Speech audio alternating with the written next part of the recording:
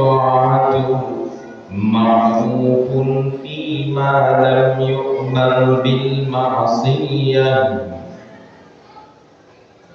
فإذا أمر بمعصية فلا سمع ولا طاعة أو كما قال عليه الصلاة والسلام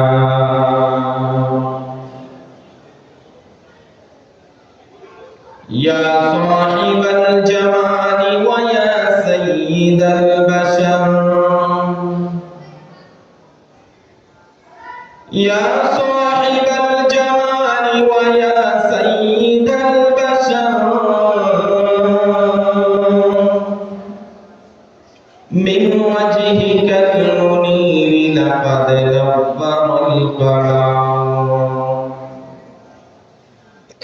خلقت مبرأ من كل عيب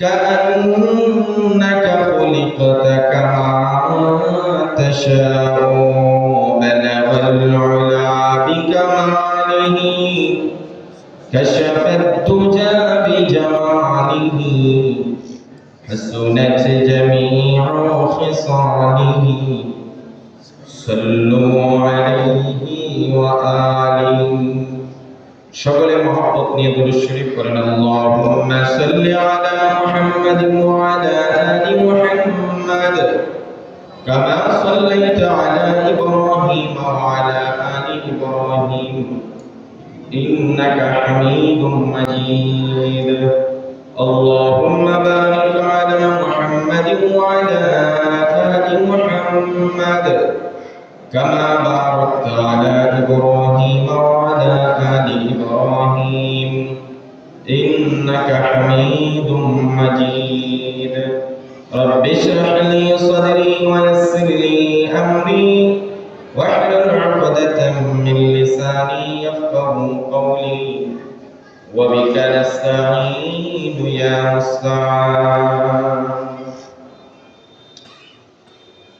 গাজীপুর মহানগর বগুড়া উত্তরপাড়া 15 নং ওয়ার্ডে অবস্থিত দ্বীনি খালিস শিক্ষা প্রতিষ্ঠান জামিয়া আরবিয়া দারুস সুন্নাহ মাদ্রাসা উদ্যোগে আয়োজিত 8ম বার্ষিক ওয়াজ মাহফিলে নেহায়েত কাবিলুল ইহতিরাম পরম শ্রদ্ধাভাজন সভাপতি দিগার হযরত উলামায়ে কেরাম অত্র এলাকার বিভিন্ন মসজিদ থেকে আগত সম্মানিত আইম্মায়ে মাসাজিদ ওয়া খুতাবায়ে আযম হযরত উলামায়ে কেরাম সামনে বসে আছেন আমাদের সেরেতাজ পিতৃতুল্য মুরব্বিয়ানে আযম ইসলাম এবং মুসলমানদের সর্বকালের সর্বসময়ের পরীক্ষিত সৈনিক এবং খাদিম যাদের ত্যাগ এবং স্যাক্রিফাইস ও কুরবানির মাধ্যমে এই পৃথিবীতে ইসলাম বিস্তীর্ণ হয়েছে প্রতিষ্ঠিত হয়েছে কলিজার কাছের সেই যুবক ভাইয়েরা পর্দার আড়ালের সকলের শ্রদ্ধা ও সম্মানিতা মা ও বোনেরা মহান রব্বুল আলামিনের আলিশান দরবারে হৃদয়ের সবটুকু আবেগ এবং ভালোবাসা উজাড় করে কালিমাতুশ শুকর আদায় করছি যে আল্লাহ তাবারাকা ওয়া তাআলা কোরআনের মহব্বতে দ্বীনের সম্পর্কের নিসবতের খাতিরে আমরা কিছু কথা ইখলাসের সাথে বলবো এবং সকলেই শুনবো আমলের নিয়তে এই জন্য একত্রিত হয়েছি যে আল্লাহ তাবারাকা ওয়া তাআলা সুযোগটুকু করে দিলেন সকলেই পুরস্কৃত আওয়াজে আল্লাহ পাকের দেওয়া জবান দিয়ে কালিমাতুশ শুকর আদায় করছি আলহামদুলিল্লাহ। আমার পরে আজকে যিনি সর্বশেষ আলোচক প্রধান আলোচক হযরত মাওলানা ইউনুস আহমদ সাহেব আছেন।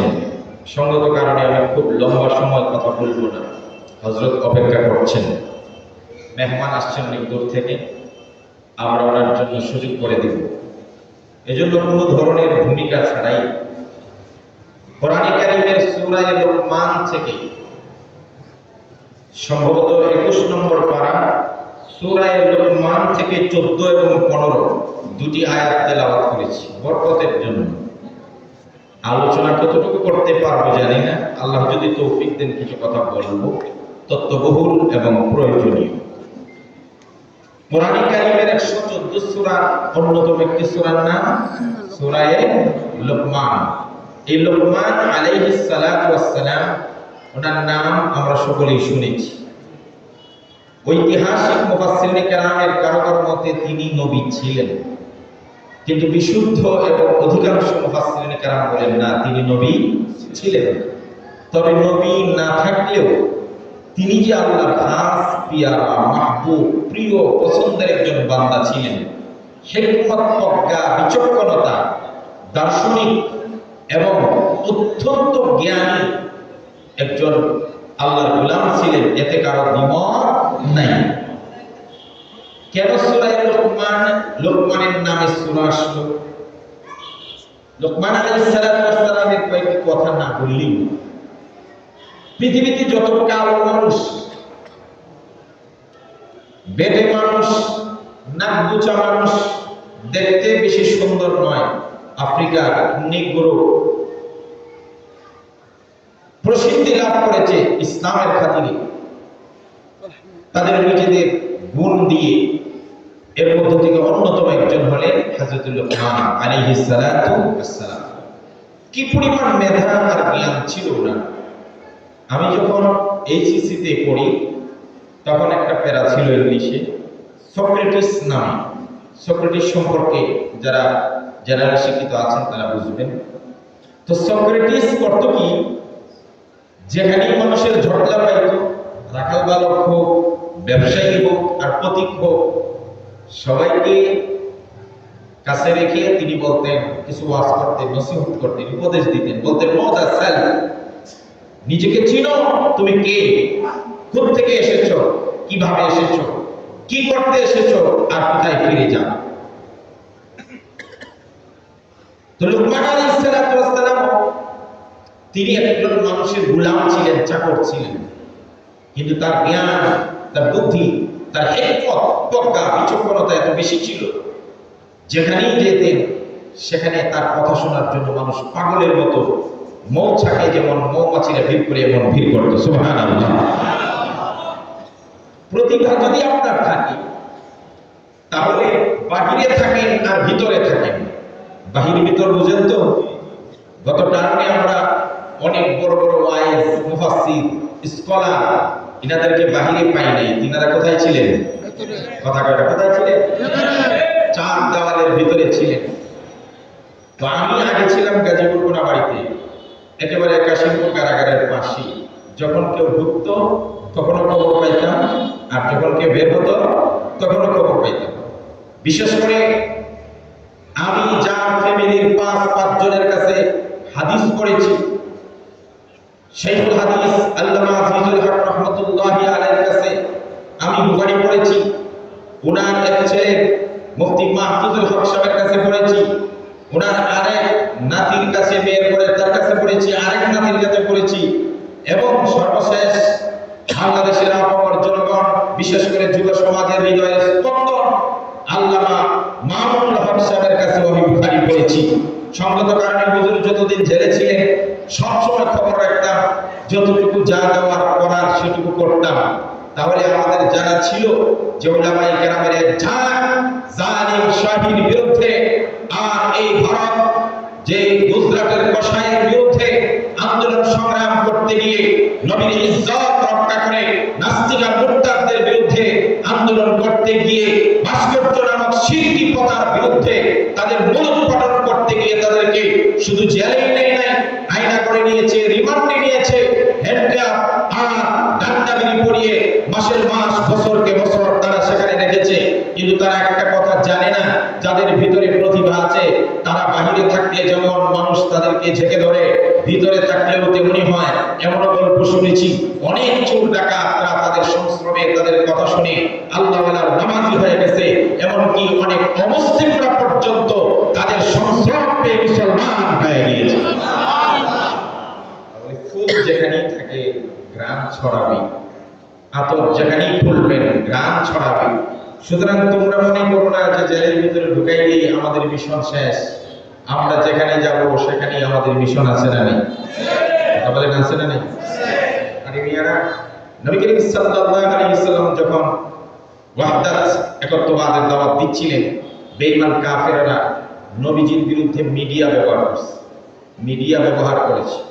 বর্তমান পৃথিবীতে অস্ত্র সন্ত্রাস যতটা না ইসলামের ক্ষতি করছে, তার চাইতে হাজার গুণ বেশি তথ্য সন্ত্রাস ইসলামের ক্ষতি করছে। কথা বলে ঠিক কিনা? ইসলামের বিপক্ষে মিডিয়াগুলোকে কাজে লাগিয়ে যত ধরনের প্রোপাগান্ডা আছে, যত ধরনের অপপ্রচার আছে, ইসলাম এবং ইসলামিক মানুষ যারা আছে তাদের বিরুদ্ধে লাগিয়ে দিয়েছে, কিন্তু ইসলামের কৃতিত্ব তারা সেই অর্থে প্রকাশ করে না। কথা বলে ঠিক কিনা? আজকে যদি হুজুররা মিলে আর মুসল্লিরা মিলে আপনারা 5 লক্ষ মানুষ যদি সৌরাট্টি উদ্যানে জমা হন, পরের দিন দেখবেন মিডিয়া নাম কেউ আসতে কি বলবে, ওই সৌরাট্টি উদ্যানে অমুক হুজুররা মিলে বেশ কিছুজন মানুষ একটা সমাবেশ করছে, এই ছোট্ট করে এটার একবারে কাটছাট করে এইভাবে দিবে। আর নাস্তিক বেঈমান এরা যদি 20 জন মানুষ, এর মধ্যে 10 জন হলো পুরুষ, 5 জন হলো মহিলা, আর 5 জন হলো তৃতীয় লিঙ্গ। কথাকার থেকে মানে এরা কি পুরুষ না মহিলা এটা চিনার কোনো কুদরত নাই, সব মিলে কয়জন? 20 জন। এদের কোনো মশালময় মিছিল যদি হয় 20 জনের, এই নাস্তিকতার পত্রিকাগুলো, হলুদ মিডিয়াগুলো সেখানে বলবে বিশাল বড় গণসমুদ্রে পরিণত হয়েছে। নাউজুবিল্লাহ। কথা ঠিক কিনা? তখনকার সময় রাসূলের বিরুদ্ধে মিডিয়া ব্যবহার করছে কি? হজের সময় তো মানুষ আসে হজ করতে বিভিন্ন দেশ থেকে, মুহাম্মদের কাছে গেলেই তো আকর্ষণ আছে না নাই? কথা কয় না? আজকে ইসলামের বিরুদ্ধে এটাই সবচেয়ে বড় ষড়যন্ত্র যে উলামায়ে কেরামের কাছ থেকে লোকদেরকে সরিয়ে রাখে। মাহফিলে যেতে দিও না, মাদ্রাসায় যেতে দিও না, তাফসীর মাহফিলে যেতে দিও না, হুজুরদের কাছে যাইতে দিও না। হুজুরদের কাছে গেলেই আমাদের গোমর পাশ হয়ে যাবে। কোরআনের সংস্রবে আসলে তাদের মাতবরি থাকবে না। কাফেররা মক্কার কি বলতো জানেন? মক্কার বেঈমান কাফেররা নবী করিম সাল্লাল্লাহু আলাইহি ওয়াসাল্লামের বিরুদ্ধে যখন তারা দেখলো কোরআন শোনার জন্য মৌমাছি জাক ধরে মানুষগুলো মৌমাছির মতো রাসূলুল্লাহর কোরআন শোনার জন্য তার ঘরের চতুর্দিকে ঘেরাও করে, কাফের বেঈমানেরা চিন্তা করলো এইভাবে যদি মুহাম্মদের কোরআন মানুষ শুনতে থাকে, একটা সময় মুহাম্মদের ভক্ত হয়ে মুসলমান হয়ে যাবে, আমাগো মাতবরি আর টিকবে না। তাই তারা একটা ফরমান জারি করলো, 144 জারি করে দিল। কি 144? ওয়াকালাল্লাযীনা কাফারু লা তাসমা'উ লিহাযাল কুরআনি ওয়ালগাউ ফীহি লা'আল্লাকুম তাগলিবুন। আবু জাহেলের মাথা নষ্ট, উতবা সাইবাদের মাথা নষ্ট।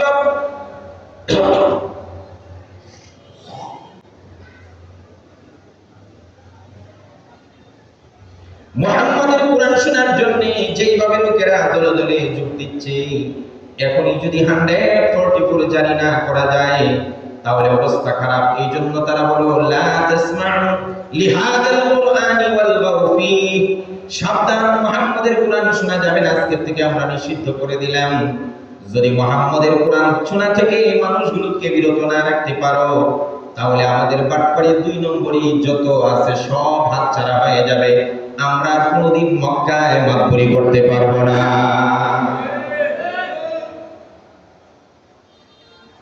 আপনারা বলেন, এই জন্য ওই ধারাবাহিকতায় এখনো হুজুররা কাছে আসতে দেয় না, কারণ কাছে আসলেই অনেক গোমর কি হয়ে যাবে।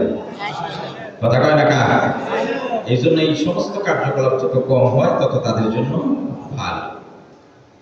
আবু জাহেল উতবা সাহেবরা বলে, এক কাজ করো, হজের সময় মানুষ আসবে, মুহাম্মদের কথা শুনলেই পাগল হয়ে যাবে, তোমরা সব জায়গায় ঢোল পিটায়া দাও। কি যে মক্কায় নতুন করে একটা পাগলের আবির্ভাব হয়েছে, সাবধান, হজ করতে এসে হজ করো, কিন্তু পাগলের কাছে যেও না।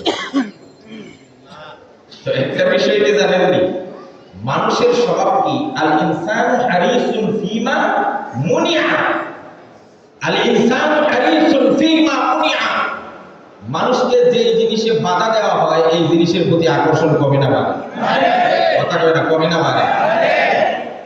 আমি যদি এখন কই সাবধান, বাওয়াল কলেজের সামনে যে মেইন রোডটা আছে না, আমি দেখে আসছি, এখানে ঝুলন্ত আগুন উঠতেছে।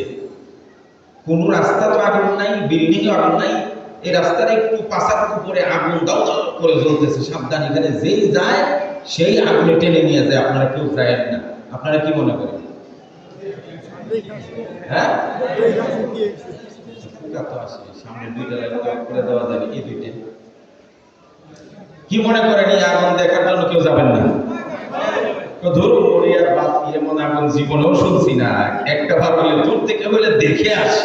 আল ইনসানু হাইসুন ফিমা মুনিয়া, মানুষকে যেখানে বাধা দিবেন, বিরত রাখার চেষ্টা করবেন, বাদ দিবেন, বাদ ভাঙ্গা স্রোতের মতো তারা সেদিকে ছুটবে। কথা কাটতে গিয়ে এখন হজ করতে আসছে, দুইটা লাইট হজ করতে আসছে মানুষগুলো সবাই কয়ে হজ করতে আসছো সাবধান, মক্কাতে একটা নতুন পাগল আইছে, এর কাছে যায়। বলে নাম কি? তো নাম মোহাম্মদ।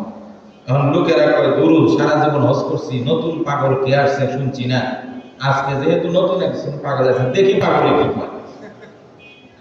এখন রাসূল করিম সাল্লাল্লাহু আলাইহি ওয়াসাল্লাম যত লোকের কাছে দাওয়াত নিজে না পৌঁছাইতে পারছেন, এরা রাসূলের পক্ষ থেকে দাওয়াত পৌঁছায় দিয়েছে। এখন লোক আগের চাইতে রাসূলের কাছে কম না বেশি? আর এখন কম না বেশি?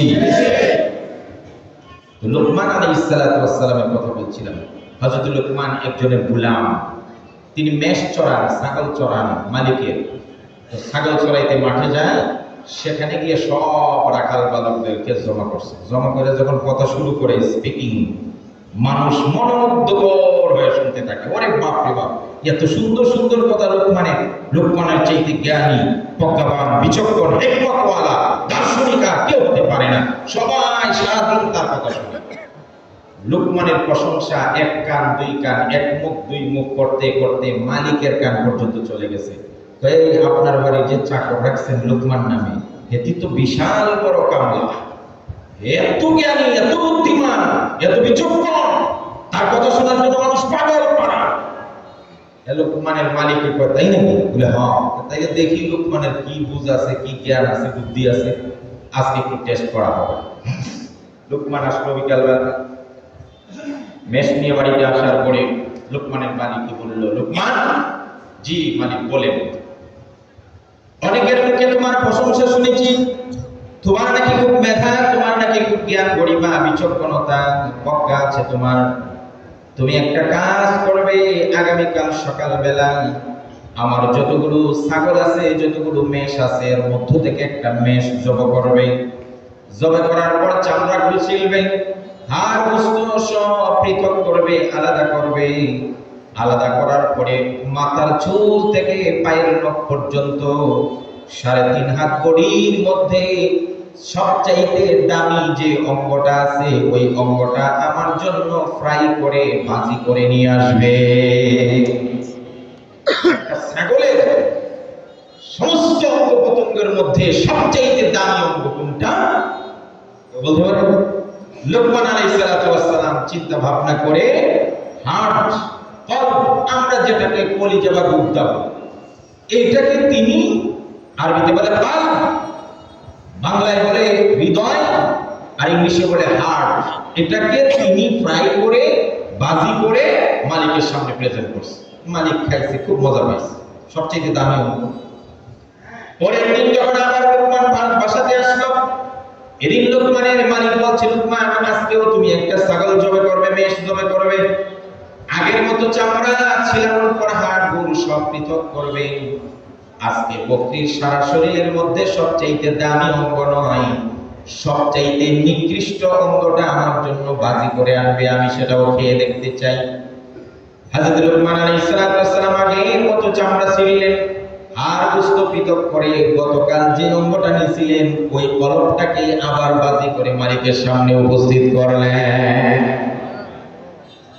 মালিক তো তাজ্জুব হয়ে গেছে, কিউরিসিটি আর কৌতূহল ধরে না রাখতে পেরে বলল, লোকমান, বুঝলাম না, মানুষ তোমাকে এত চালাক বলে, বুদ্ধিমান বলে, দার্শনিক বলে, কিন্তু আমার কাছে তো তা মনে হয় না। বলে কেন? গতকালকে বললাম সবচেয়ে দামি অঙ্গটা নিয়ে আসো, তাও নিয়ে আসলে কলপ, গুর্দা, কলিজা। আর আজকেও বললাম সবচেয়ে নিকৃষ্টটা নিয়ে আসো, তাও তুমি এই অঙ্গই নিয়ে আসলে। তাহলে যে অঙ্গ আগের দিন সবচেয়ে দামি, সে অঙ্গ পরের দিন সবচেয়ে নিকৃষ্ট হয় কেমনি? সুবহানাল্লাহ বলতে চাই। এবার লোকমান আলাইহিস সালাম বলেন, লোকমান আলাইহিস সালাম বলেন, জাহাপনা মালিক, আপনি জানেন না, মাথার চুল থেকে পায়ের নখ পর্যন্ত মানুষ মানুষের যতগুলো অঙ্গ আছে, মাথা আছে, চোখ আছে, কান আছে, নাক আছে, জিভ আছে, ঠোঁট আছে, হাত পা যা কিছু দেখতেছেন, যখন ওই যে কলিজা, ওই যে কলবটা, এই কলবটা যতদিন ভালো থাকবে, চোখ ভালো থাকবে, মাথা ভালো থাকবে, কান ভালো থাকবে। আর যেই দিন মানুষের কলবে পছন্দ হয়ে যাবে, কলব নষ্ট হয়ে যাবে, তখন মানুষের চোখ খারাপ দিকে যাবে। কলবের মধ্যে যখন পছন্দ হবে, কান দিয়ে ভালো জিনিস শুনবে না। কলবের মধ্যে পছন্দ হলে হারাম খাইবে জিহ্বা দিয়ে। কলবের মধ্যে পছন্দ হলে পা দিয়ে হেঁটে হেঁটে জিনা ব্যভিচার আর নর্তকীর পিছনে ছুটবে। কলবে পছন্দ হলে হাত দিয়ে খারাপ জিনিস ধরবে। সুতরাং কলব যদি ভালো থাকে, 3.5 হাত বডি ভালো। কলব পচে গেলে 3.5 হাত বডি পছন্দ হবে। এই জন্যই আমি বলছি, কলবই ভালো আবার কলবই খারাপ। যদি কলব ভালো হয় তাহলে সবচাইতে ভালো, আর কলব নষ্ট হইলে সবচাইতে নিকৃষ্ট। আল্লাহর নবী একই কথা বলেছেন, আলা ইন্না ফিল জাসাদি মুদগা ইযা সালাহাত সালাহাল জাসাদু কুল্লুহু ওয়া ইযা ফাসাদাত ফাসাদাল জাসাদু কুল্লুহু আলা ওয়া হিয়াল কলব। নবীজি বলেন, ও আমার উম্মতেরা, 3.5 হাত বডির মধ্যে ছোট্ট একটা গোস্তের টুকরা আছে। ওই গোস্তের টুকরাটা যতদিন মানুষ ভালো থাকবে, 3.5 হাত বডি ভালো থাকবে।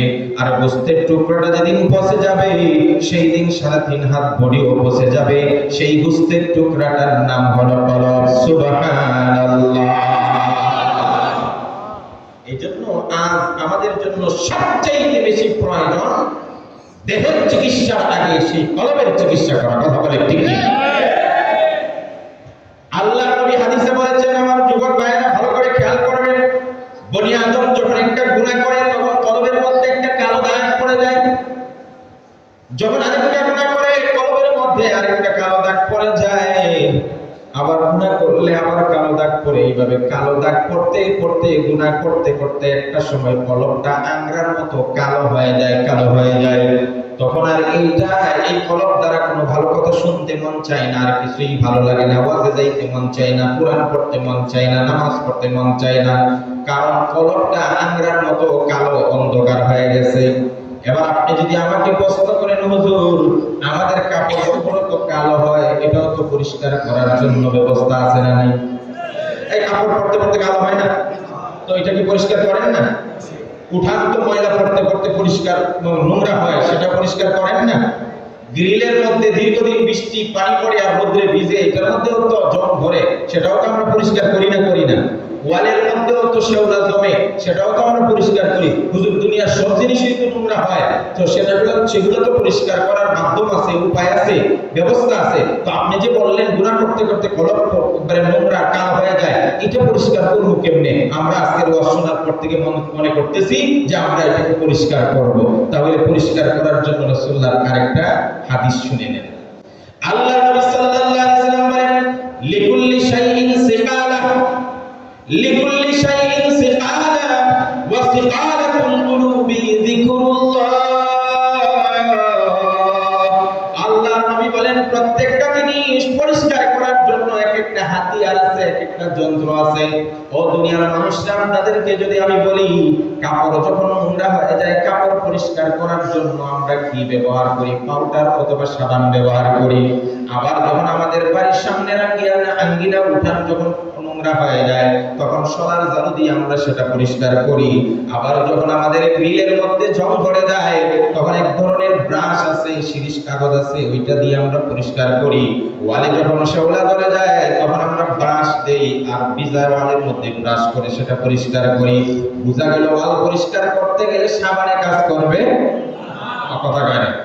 ওয়ালে পড়ছে শেওলা, আপনি যদি সারা জীবন হুইল সাবান দিয়ে ঘষান, কাজ হবে না। এই ওয়াল পরিষ্কার করার জন্য সাবান নয়, এটার জন্য লোহার ব্রাশ। আবার কাপড় পরিষ্কার করার জন্য কি আপনার লোহার ব্রাশ ইউজ করবেন? কাপড় পরিষ্কার করার জন্য আপনাকে সাবান সোডা পাউডার ব্যবহার করতে হবে। উঠানের মধ্যে যে পাতা পড়ছে, এই ময়লা পরিষ্কার করি আমরা সোলার ঝাড়ু দিয়া। এটা পরিষ্কার করার জন্য আপনি ওই যে ফুলের ঝাড়ু দিলে কাজ হবে না। আল্লাহর নবী বলেন, লিকুল্লি শাইইন সিকালা, প্রত্যেকটা বস্তু পরিষ্কার করার জন্য আলাদা আলাদা ব্যবস্থা আছে, যন্ত্র আছে, উপকরণ আছে।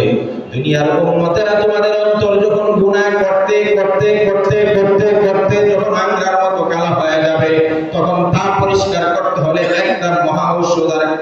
অস্ত্র আছে, যন্ত্র আছে। নবীজি বলেন ওই যন্ত্রটার নাম হলো জিকরুল্লাহ। আল্লাহর জিকির করবে আর তোমার কলব পরিষ্কার হতে থাকবে। সবাই আমার সঙ্গে বলেন সুবহানাল্লাহ, আলহামদুলিল্লাহ, লা ইলাহা ইল্লাল্লাহ, সুবহানাল্লাহ, আলহামদুলিল্লাহ। সবাই লা ইলাহা ইল্লাল্লাহ, লা ইলাহা ইল্লাল্লাহ, সুবহানাল্লাহ, আলহামদুলিল্লাহ, লা ইলাহা ইল্লাল্লাহ। ওই শোনা যায় কুল মাখলুকাত, ওই শোনা যায় কুল মাখলুকাত তাসবিহ জপে এক আল্লাহ, সুবহানাল্লাহ, আলহামদুলিল্লাহ, লা ইলাহা ইল্লাল্লাহ, লা ইলাহা ইল্লাল্লাহ, লা ইলাহা ইল্লাল্লাহ, মুহাম্মাদুর রাসূলুল্লাহ। মুহাম্মদ সাল্লাল্লাহু আলাইহি ওয়াসাল্লাম। সুপ্রিয় ভাইরা, এতক্ষণে আমি কলম দ্বারা একটু জায়গা দিচ্ছি। আপনি যখন জমিনে চাষ করবেন, বীজ রোপণ করবেন, এর আগে জমিনে পানি দেন, কাদা করেন, নরম করেন, মই দেন, ফিনিশিং করেন, এরপরে আমরা চারা রোপণ করি। কথা বলতে ঠিক কিনা? এখন আমাদের কলমের মধ্যে আশা করা যায় আল্লাহ কিছুটা হলে করলেও পরিষ্কার করেছেন। এখন খুব মন দিয়ে কথা শুনবেন। আমি একটা মেসেজ দেওয়ার জন্য আজকে সূরা লোকমান থেকে 2টা আয়াত পড়েছি। মেসেজটা কি? পৃথিবীতে আমরা কাউকে না কাউকে মানি, যে কোনো ভাবে মানুষ আরেকজনকে অনুসরণ করবে।